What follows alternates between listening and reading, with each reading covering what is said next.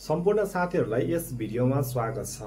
आज तपाईहरुलाई भने म एकदमै धेरैले भोग्नु भएको समस्याको बारेमा कुरा गर्न गइरहेको छु। हो साथीहरु, नेपालमा फेसबुक मोनेटाइज भएदेखि धेरै व्यक्तिहरु यसप्रति आकर्षित हुनु भएको छ र आफूले भिडियो रिल्सहरु हाल्न थाल्नु भएको छ र धेरैले कन्टेन्ट मोनेटाइजेसन पाउनु भएको पनि थियो। जसले पाउनु भयो उहाँहरुले एप्लाई अथवा सेटअप गर्दा यसरी उहाँहरुलाई अनफर्चुनेटली भन्दै एउटा नराम्रो खालको न्यूज आएको छ। धेरै साथीहरु अपसेट हुनुहुन्छ, किन यस्तो भएको थोरै जानकारी दिन्छु। त्यसपश्चात यसलाई हामीले सही गर्न सक्छौं वा सक्दैनौं भन्ने पनि जानकारी दिन्छु। तपाईहरु नहातिनु होला, भिडियो अन्तिमसम्म हेरिदिनु होला।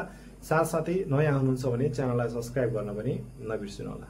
साथीहरु, तपाईहरुले पनि यस्तो फेस गरिसक्नु भएको छ भने तपाईहरुले मोनेटाइजेसनको सेक्सनमा कन्टेन्ट मोनेटाइजेसनको सेटअप एप्लाई गरिसकेपछि यस्तो किसिमको रिजेक्सन तपाईले पाउनु भएको छ र तलपट्टि लेखिएको छ due to the partner not following the partner policy भनेर भनेको छ। होला यो पार्टनर पोलिसी भनेको के हो, यसभित्र के कुराहरु पर्छन् भन्ने कुरा तपाईले जान्नु अत्यन्तै आवश्यक छ। साथीहरु, फेसबुकमा तपाईले काम गर्नुहुन्छ भने फेसबुकका पोलिसीहरुलाई के कुराहरु हामीले फेसबुकमा गर्नु मिल्छ, के हाल्नु मिल्छ, के हाल्नु मिल्दैन भनेर चाहिँ जान्न अत्यन्तै जरुरी छ।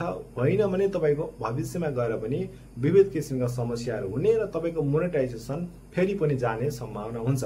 त्यसैले तपाईले केही गर्दै हुनुहुन्छ, सिक्दै हुनुहुन्छ, आफूले मेहनत गरेर भिडियो हाल्दै हुनुहुन्छ, आफ्नो मेहनत समय लगानी सबै गर्नु भएको छ यसै फेसबुकमा भने जानेर बुझेर मात्र गर्नुभयो भने तपाईलाई पछि गएर समस्या नहुनेछ। त्यसकारणले पार्टनर मोनेटाइजेसन पोलिसी के छ त फेसबुकको भनेर तपाईले जान्न अत्यन्तै आवश्यकता छ। मेन कुरा के हो भन्दा तपाईले त्यहाँ लेखेको देख्नु भएको छ सी पोलिसी भनेर तलपट्टि लेखिएको छ, अथवा तपाईको प्रब्लम चाहिँ खासमा के हो एक्ज्याक्टली भनेर तलपट्टि तपाईले क्लिक गर्नुभयो भने त्यो नीलो बटनमा तपाईलाई देखाइदिनेछ तपाईले के कुराहरु गर्नु भएको छ, मिस्टेक के छ त्यहाँनिर देखाइदिन्छ। धेरै जसोको मिस्टेक भने के हुन्छ भन्दाखेरि धेरै जसो साथीहरुले कन्टेन्ट भित्र के हो, कन्टेन्ट भनेको के भन्दा फोटो, भिडियो, रिल्स, टेक्स्ट तपाईले जेसुकै पोस्ट गर्नुहुन्छ त्यो सबै कन्टेन्ट हो।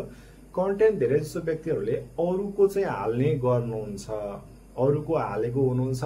तपाईले अहिले नभइकिन जहिलेबाट तपाईले आफ्नो आईडी क्रिएट गर्नुभयो तहिलेबाट नै अरूको हाल्नु भएको छ।